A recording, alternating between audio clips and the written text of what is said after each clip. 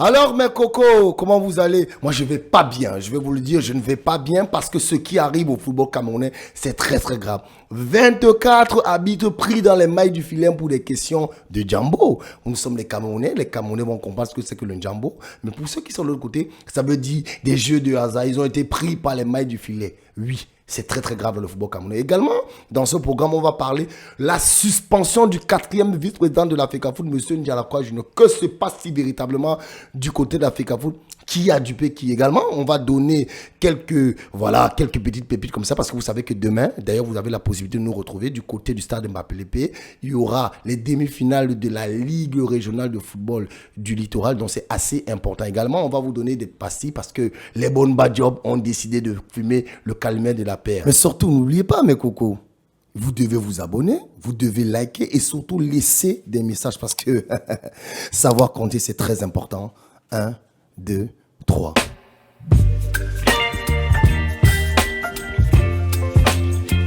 Mais bien entendu, mes cocos, on va commencer par ce qui va tenir en haleine la population de la ville de Douala. On parle bien entendu des demi-finales qui vont se disputer du côté du stade de Mbappé. D'ailleurs, les matchs vont débuter à partir de 12h. La rencontre qui va opposer Puma FC face à l'équipe de Botafogo. Également, l'équipe de AS Nilon qui va croiser le fer face à Hemlet de Bokito. C'est de très très belles affiches. Il faut d'ailleurs rappeler que durant les quarts de finale, l'équipe de Botafogo a pris le pas sur la belle académie AFA, une académie qui continue de monter. D'ailleurs, je précise pour ce document d'aujourd'hui qu'ils ont ouvert la section U17 et U15. Vous savez que c'est au niveau des enfants, au niveau de la pépinière qu'on trouve véritablement le talent. Mais également, on se rappelle de la belle victoire de Puma. Oui, Puma a pris le pas sur cette équipe de Caïman. C'était la rencontre qui a tenu en haleine toute la ville de Douala. Malheureusement, les enfants d'Ankoua n'ont pas eu la chance, le privilège d'aller en demi-finale. Mais restons connectés. D'ailleurs, nous serons aux commentaires demain grâce à une magnifique chaîne MSC qui va permettre de retransmettre tout le gratin du football camerounais. Maintenant, nous allons ajouter, vous savez, bien entendu, la semaine passée, on vous a parlé d'une équipe qui souffrait le martyre, notamment le Léopard de Douala. Il y a eu une situation assez compliquée avec le directeur des opérations, M. Bendeka, situation qui n'a toujours pas trouvé solution. À mon avis, il va gérer toute la première partie du championnat l'année prochaine quand on sait que cette équipe a pu se maintenir grâce aux forfaits généraux, notamment, on sait, Stade Bertois également, AS Lausanne. Maintenant, aujourd'hui, on va parler quand même de quelque chose de gai. Oui, quelque chose de gai. Les bonnes bad jobs, les enfants de Dieu. À l'époque, ils disaient Dynamo a raison, chance Itabi, mais je pense qu'on dira cette fois-ci Dynamo a raison, une chance y est. Tout simplement parce que cette équipe a décidé de faire ça mieux. D'ailleurs, une information de dernière minute,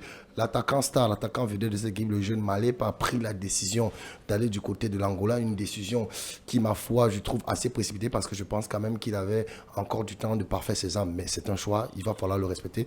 Et on va dire comme ça à M. Alphonse Béa, lui il a pu assurer cet intérim et je pense que le peuple Bassa Batimpo a décidé de lui refaire confiance et ce monsieur, d'ailleurs il faut le dire, il n'y avait pas de concurrent et aujourd'hui il est à la tête de cette équipe. C'était été un grand footballeur, c'était un homme d'affaires, c'était un monsieur qui connaît très bien la chose de l'équipe et nous espérons véritablement que nos frères, nos amis de la Dynamo ne rentreront plus dans des carcans parce qu'on sait qu'à une moindre étincelle, on est capable de s'embraser. Vous savez, c'est le caractère fougueux qu'on a à cette équipe, mais il fallait quand même qu'on vous le rappelle parce qu'il faut quand même dire, ils ont pu déjà collecter 140 millions, ce qui pourra quand même permettre d'essayer de voir parce que vous savez, se maintenir en élu douane, c'est pas quelque chose de facile.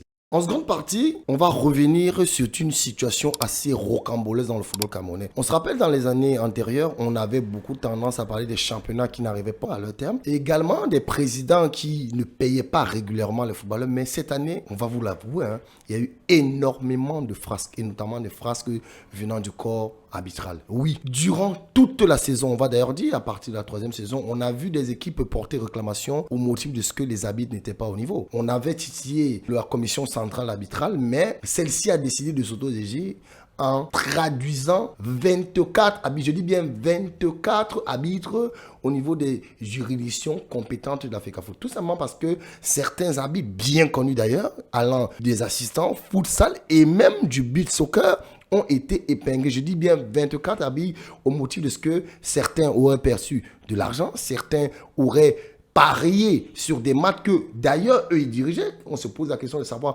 comment des gens qui sont censés représenter l'autorité, les gens censés représenter une certaine probité morale, s'entremêlent dans des conditions assez difficiles. Donc la FECAFOOT, dans sa volonté d'assainir le milieu footballistique camerounais, a décidé de toucher ceux-là même qui, on a l'impression, ne sont que des acteurs passifs. Mais non, vous devez savoir qu'un match, pour qu'il puisse se jouer, vous avez besoin d'un arbitre de football. Donc, ce que je vais vous dire, c'est que le dossier est vraiment brûlant.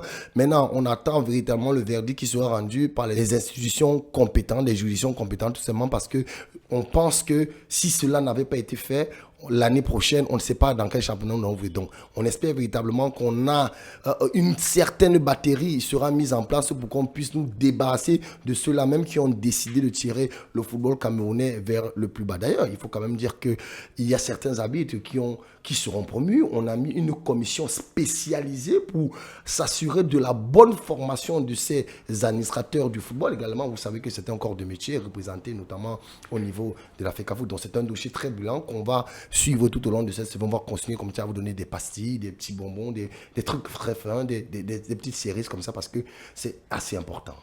Ben oui, ce qui était devenu un secret de Polichinelle est finalement arrivé.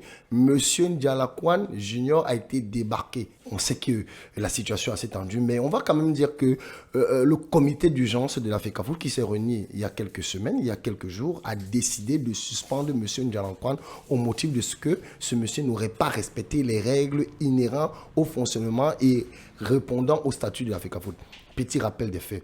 On sait très bien que M. Ndialakwan Junior est le fils du défunt Ndialakwan, promoteur de cette belle équipe Ndialakwan, qui a d'ailleurs formé un joueur comme Faye Collins. Donc, c'était un club bien connu de la place parce que c'était des académiciens. Mais ce monsieur, depuis un certain temps, il se pourrait qu'il se soit rendu coupable de comportements jugés anormaux par la FECAFOOT, d'ailleurs par le comité exécutif de la FECAFOOT, tout simplement parce qu'il est le 4e vice-président de la FECAFOOT. Donc, il aurait fait des sorties assez malencontreuse. D'ailleurs, on se rappelle de l'une des pétitions envoyées du côté de la FIFA et de la CAF où il aurait signé demandant que monsieur Samuel Eto'o, le grand maître, le président de la FECAFOOT, dépose le tablier au motif de ce qu'il se serait, on va le dire comme ça, à coquiner avec une marque de paris sportifs, notamment OneXBet. Donc, on ne sait pas quel a été le motif de discorde entre ces deux messieurs. D'ailleurs, on se rappelle que Samuel Eto'o le félicitait d'ailleurs en disant qu'il était très content de savoir que l'un des plus jeunes de l'histoire,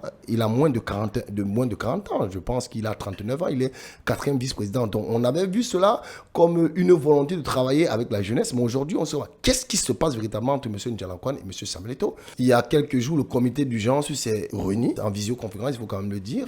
Ils étaient tous présents d'ailleurs. Ils ont décidé à l'unanimité presque, parce qu'il faut quand même rappeler que parmi les 5 membres présents, une personne a décidé de voter contre cette motion de censure. Maintenant, on a écouté les dires de M. Ndialakwan. Il reprocherait à M. Samuel Eto'o une certaine dictature. Il lui reprocherait certains comportements qu'il jugerait anormaux au motif de ce que il est le président de la commission marketing et de médias et que certaines choses qu'il a demandé au président Samuel Eto'o ne lui ont pas été données. Certaines missions ne lui ont pas été déléguées alors qu'il était chargé de le faire. Maintenant, qui de lui ou de Samuel Eto'o dit la vérité? Mais la question que je vous pose d'ailleurs, vous la laissez en commentaire parce que vous savez, c'est une émission interactive, c'est la vôtre. Mais pourquoi aujourd'hui faire cette sortie? On se rappelle d'ailleurs, moi je dis, c'est un agenda caché parce que vous avez vu l'élimination de ce club Ndialakwan du côté de la Ligue régionale du Sud-Ouest. Après cela, ce monsieur a décidé de se retirer du football. Mais que fait-il de l'héritage que papa nous a laissé? Donc, tout au long de cette semaine, on vous promet, on va tout le temps revenir pour aller chercher les informations. D'ailleurs,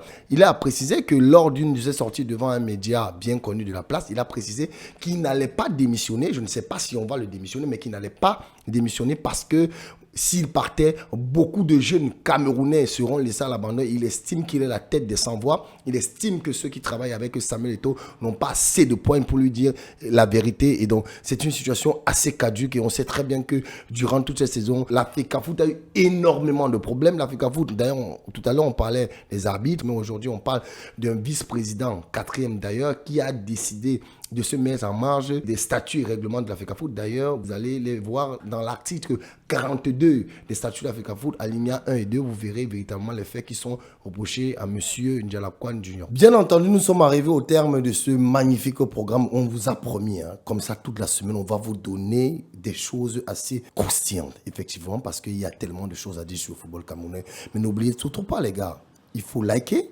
il faut commenter et surtout, dites-nous ce que vous pensez des sujets que nous traitons. Mais le plus important, les gars, savoir compter, c'est très important. 1, 2, 3.